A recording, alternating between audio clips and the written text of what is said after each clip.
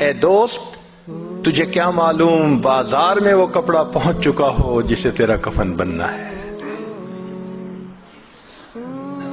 اے دوست تجھے کیا معلوم بازار میں وہ کپڑا پہنچ چکا ہو جسے تیرا کفن بننا ہے. انسان شادی بیاہ میں مشغول ہوتا ہے اور اس کو نہیں پتا ہوتا کہ قبر تم میں کفن کا کپڑا پہنچ چکا ہوتا ہے. اللہ اکبر کبیرہ. ایک آدمی کو دشمن نے قتل کیا اور نہر کے اندر ڈال دیا. کئی دن اس کی لاش نہر کے اندر ہی رہی تو پھول گئی. ایسی پھول گئی کہ جب اس کو نکالا گیا تو پتہ نہیں چلتا تھا کہ یہ کون ہے کون نہیں. پہچاننا مشکل تھا.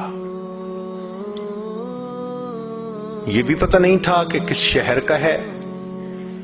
چنانچہ پولیس نے کاغذی کارروائی کر کے جو قریب بستی تھی اس کے عالم کو کہا کہ بھائی آخر مسلمان ہے، آپ اس کو نہلا دیں، کفنا دیں اور دفن کر دیں، ہمیں تو اس کے وارث کا کوئی پتہ نہیں. لو جی، امام صاحب نے بستی والوں کو کہا کہ لوگوں نہلا تو میں دوں گا، میرے پاس کفن کے پیسے تو نہیں ہیں، تو کفن کے پیسے دو.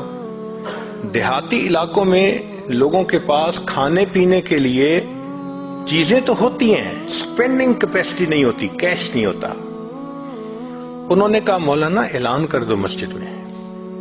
بستی میں اعلان ہوا، لوگوں لاوارث نعش ہے، کفن خریدنا ہے، اس کا چندہ کرو. کوئی 5 روپے لایا، کوئی 10 روپے لایا. آدھا گھنٹہ اعلان ہوتا رہا لاوارث نعش، اور پھر جا کے پیسے پورے ہوئے تو اس کو کفن دے کے اس کا جنازہ پڑھا کے اس کو دفن کر دیا گیا. پولیس اس کی تفتیش میں تو لگی ہوئی تھی. 3 مہینے کے بعد کیس کی حقیقت کھلی تو پتہ چلا کہ وہ ایک علاقے میں ایک پورے گاؤں کا نمبردار تھا اور اس کی 4 مربع زمین تھی جس میں فروٹ کا گارڈن بنا ہوا تھا. کروڑوں پتی تھا، کروڑوں روپیہ اس کے بینک اکاؤنٹ میں تھا اور اس کے 4 جوان العمر بیٹے تھے.